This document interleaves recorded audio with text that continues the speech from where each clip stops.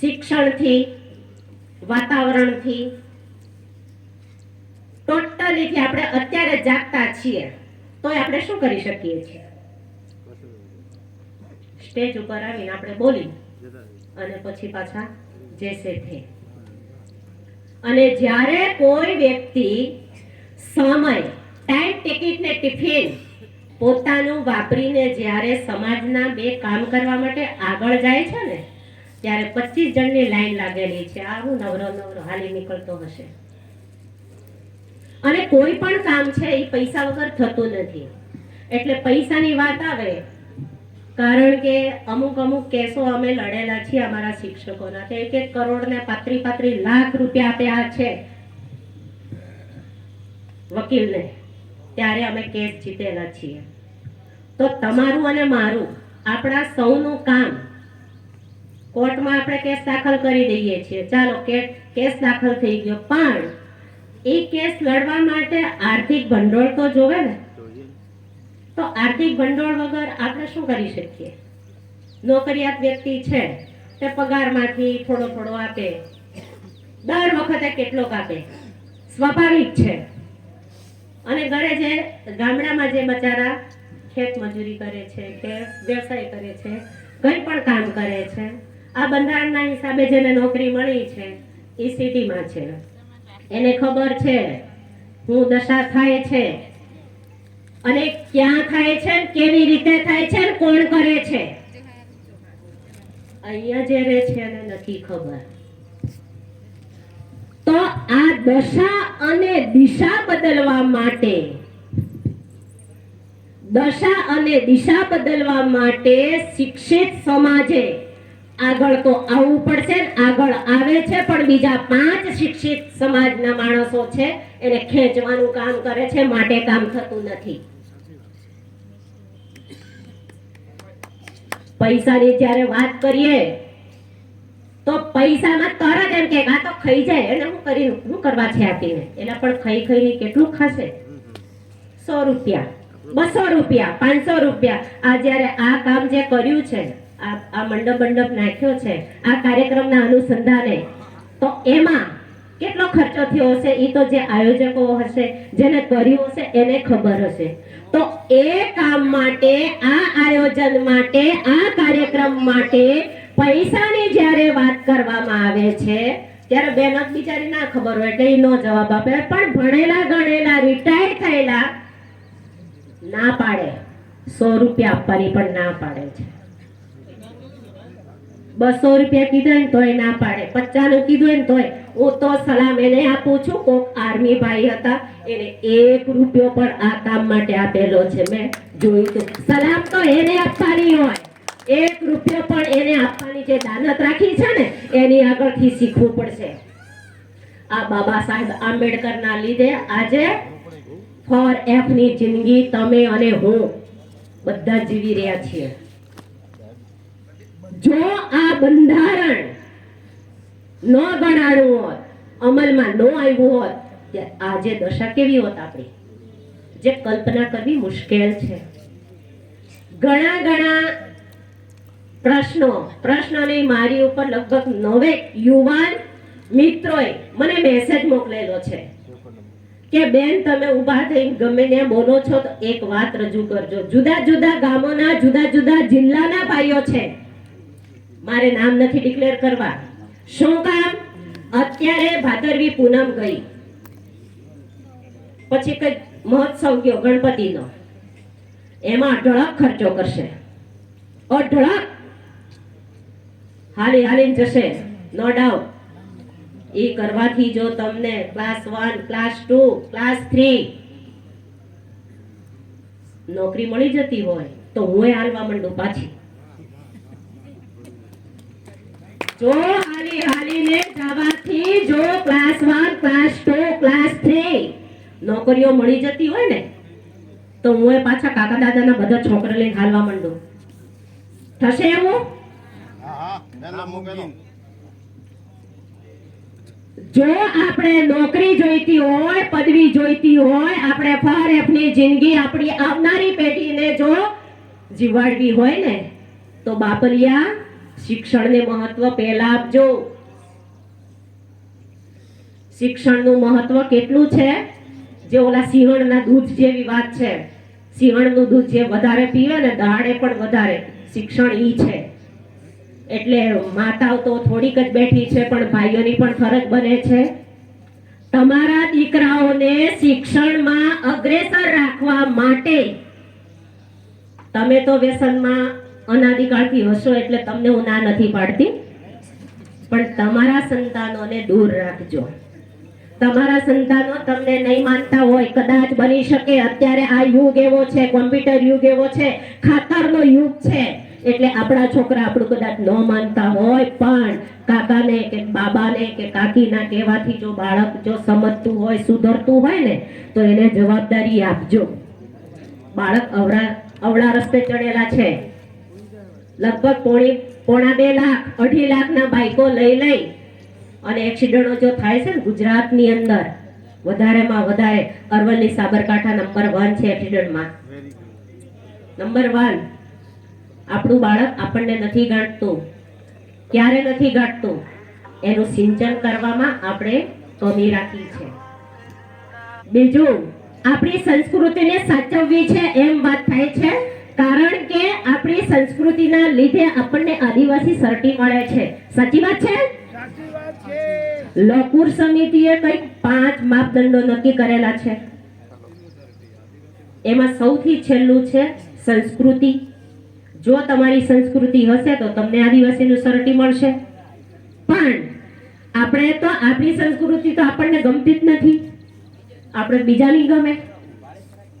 આપણા લગ્ન હોય તો લગ્ન વખતે ભાભીઓને જે મહત્વ આપવાનું હોય છે, ગામના મુખી કે ગામના ભગત અથવા તો ગામના વડીલ વ્યક્તિને જે આપણે મહત્વ આપવાનું હોય છે, આપણે કોને આપીએ છીએ? કોને આપીએ? હા, તો આપણી ભાભીઓ કમ છે? આપણી બહેનો કમ છે? આપણી સ્ત્રીઓ કમ છે? આપણી સ્ત્રીઓમાં નથી કઈ ગતાગમ પડતી એવું છે? નહીં, એમાં સ્ત્રીઓના જ ઉપાડા વધારે છે. એમાં સ્ત્રીઓના જ ઉપાડા વધારે છે. મારે તો ફલાણા જ બોલાવા છે ફેરા ફેરવવા માટે. એલા તોય ફેરા ફરી જશે અને તોય લગ્ન થઈ જશે. આપણા એમ જ થયા છે, આપણા કોઈ બીજા આવીને નથી કર્યા. અને આપણે તો 2-4 પ્રકારની લગ્ન પદ્ધતિ છે અને બહુ સરસ છે. છોકરી છોકરાને ગમે બચારે જતા રહે તોય આપણે અપનાવી લઈએ છીએ. એમાં કઈ ખોટી વાત નથી, મોટી વાત નથી. આપણે સાદામાં સાદી રીતે લગ્ન કરવા તોય આપણે માન્ય જ છે. તો આપણે આપણી સ્ત્રીઓને મહત્વ આપવા માટે, આપણી સંસ્કૃતિને સાચવવા માટે સ્ત્રીઓએ જાગવું પડશે અને સ્ત્રીઓએ સુધારો લાવવો પડશે. સ્ત્રીઓએ સમજવું પડશે. કારણ કે અહીંયા કહું કોને? અહીંયા જે બધા ભાઈઓ બેઠા છો, એ ભાઈઓ તમે ખુદ તમારા આત્માને પૂછો. તમને તમારા ઘરમાં તમારા ધર્મ પત્ની તમને એમ કહેતા હશે, તમને ના ખબર પડે, એમ જ કહેતા હશે. પણ મહિલાઓને જાગૃત કરવા માટે મહિલાઓને અહીંયા લાવવી છે. કંઈક કહીએ છે કે મહિલાઓને લાવો. ખરેખર કદાચ ભાઈઓ જ નથી લાવતા એવું લાગે. એવું બની શકે? અને ઘણા ભાઈઓ લાવવા માટે પ્રયત્ન કરે છે તો બહેનો જ નથી આવતી. મોબાઈલમાંથી નવરી નથી પડતી. ટીવી અને મોબાઈલ, આખું જે જીવન ધોરણ છે ને ટીવી ને મોબાઈલે તો કુલ્લર ખાંડી નાખી છે. તો આપણે આ બીજી બધી વાત તો ઠીક છે, ઘણા બધા બહુ સારી વાત કરી છે, અને એ અમલ કરવા માટે પ્રયત્ન તો પોતાની આપણે જાતે જ કરવો પડશે. કોઈ તમારા ઘરે જો સમાજના કામ માટે આર્થિક ફાળો ઉઘરાવવા માટે આવે તો તમારી આગળ કાંઈ ન હોય તો તમે 10 રૂપિયા પણ આપજો તો જ કામ થશે. કારણ કે એ પણ આપણો અહીંયા બિઝનેસ વાળો વ્યક્તિ નથી, કોઈ આપણા કારખાના નથી કે કોઈ ફેક્ટરીઓ વાળા નથી. પગાર આવે, પગારમાં એમાં લોન લીધેલી હોય, હપ્તા કપાતા હોય, એમાં આવવા જવાના ભાડા હોય, કાન કાટવાના પૈસા હોય, બધી પરિસ્થિતિમાંથી પણ ઈ 100 રૂપિયા 500 રૂપિયા 1000 રૂપિયા 5000 દેતો હોય તો ઘરે જે વ્યક્તિ ખરેખર દાડી મજૂરી કરે છે ને એની માટે જ આ વધારે મહેનત છે. જે નોકરિયાત છે એના છોકરા તો કદાચ સારી પોઝિશનમાં ભણતા હશે, નોકરી કરતા હશે, નોકરી મેળવી લેતા હશે, પણ આવનારી પેઢી બધી નોકરિયાત નથી. ગામડામાં ઘણો આપણો માણસ હજી મજૂરી જ કરે છે. તો એ મજૂર ને નોકરી મળે એ માટે સરકાર સામે બાયો ચડાવવા માટે ભાઈઓ ઘણા કામ કરે છે, પણ આર્થિક પાસું આવે ને ત્યારે એ ઢીલા પડી જાય છે. કોકને કહીએ પૈસાનું તો એમ કે આ તો ખાઈ જાય છે પૈસા. વાસ્તવમાં એવું નથી હોતું. ખૂબ પૈસા હોય ત્યારે કેસ લડાય છે. મારે મેઇન મુદ્દો તો બીજો પણ કહેવાનો થઈ ગયો. અવળો નવ જે યુવાનોએ છે મને જે મેસેજ મૂક્યા હતા કે બેન યુવા ધન છે ને અવળે રવાડે ચડેલું છે, ધૂળવા વાળાએ છે, એના બી ફોટા મોકલ્યા. આ આપણી આદિવાસી બહેનો ધૂણે છે. ખરેખર માતા છે? કશું નહીં. હે ક્યાં માતા છે? હોય તો કેજો ને, કારણ કે કોર્ટ કેસ ચાલે છે તી માતાજી ને મોકલવી છે. વગર પૈસે ઈ કામ પતી જાય. અંધશ્રદ્ધામાંથી બહાર નીકળશો તો 90% પ્રશ્ન હલ થઈ જશે. આજની તારીખ સુધી ક્યાંય મેં ડાકણ નથી જોઈ, ક્યાંય જોગણ નથી જોઈ, ક્યાંય નહીં એટલે ક્યાંય નહીં. આપણે એમાંથી બહાર નથી નીકળવું. આપણા ઘરમાં જો ઝઘડા થતો હોય આજુબાજુમાં તો આ ડાકણના જમીનના, રાઈટ? એક રામપુરીમાં તો બેનને બંદૂકથી ગોળી મારીને ડાકણ છે એમ કરી મારી નાખી હતી. કદાચ સાચી વાત છે કે ખોટી? ઈ બેનને આજે ઈ બેનનો વારો, કાલે આ બેનનો પણ વારો આવી શકે એવી રીતના મરવાનો. જો બેનો આપણે જાગૃત ન થઈએ એમાંથી બહાર નીકળવું પડશે. ભાઈઓ ભાઈઓને લડાવવાનું કામ પણ બહેનો જ કરતા હોય છે. સત્ય હંમેશા કડવું હોય છે. ગમે નહીં પણ નડે તો નહીં જ. એટલે મહેરબાની કરીને આપણે આજે વિશ્વ આદિવાસી અધિકાર દિવસ જ્યારે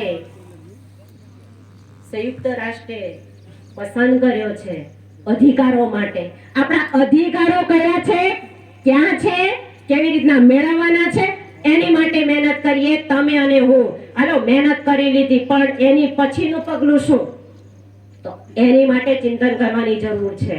બાળકોને શિક્ષણ મળે એ માટે હવે તો ગામડે ગામડે બધી લગભગ મોસ્ટ ઓફ નિશાળો બંધ થઈ ને. બાળક ક્યાં ભણવા જશે? તો આપણે આપણી સ્કૂલ તો ઊભી કરવી પડશે ને. ગમે ત્યારે સ્કૂલ ઊભી કરવા માટે શું કરવું પડશે? આર્થિક નાણું જોશે ને, આર્થિક ભંડોળ. કોણ કાઢશે? આપણા અરવલ્લી અને સાબરકાંઠાની અંદર કેટલા ગામડાઓ છે? કમસે કમ આપણે 300 ગણીએ. 300. એક ગામમાંથી વધારે નહીં, એક ગામમાંથી ફક્ત ને ફક્ત 10,000 રૂપિયા ફાળો મળે. કોઈની આગળ કેલ્ક્યુલેટર હોય તો કેલ્ક્યુલેટર કરો. એક જ ગામમાંથી 10,000 નો ફાળો તમે એકત્રિત કરો, ઓછામાં ઓછો તો 300 ગામોનો આંકડો કેટલો થાય? કોઈ 50,000 આપવા વાળું હશે. હું તો કહું કોઈ સ્કૂલ બાંધવા માટે જો તૈયાર હોય તો 51,000 સૌથી પહેલા હું લખાવીશ. સૌથી પહેલા ફક્ત એકના જ, હું એક જ વ્યક્તિના કહું છું, ગામના નહીં. એટલે છાતી પણ રાખવી પડશે હિંમતથી અને કામ પણ કરવું પડશે. આ યુવાનો અહીંયા જે આ બધું આયોજન જે કર્યું છે ને એ આયોજન કરનારને હું ખૂબ ખૂબ અભિનંદન આપું છું. 2 મિનિટ બોલવાનો મોકો આપ્યો છે. તબિયત નથી સારી છતાં 2 શબ્દ બોલવા માટે હું આવી હતી. ભૂલ થઈ હોય ક્ષમ્ય કરજો હૃદય થકી. પણ 2 લીટી એક મારે કિશોરભાઈ સમાજ માટે 2 લીટી મારે એક ગાવી છે, ગીત ગાવું છે.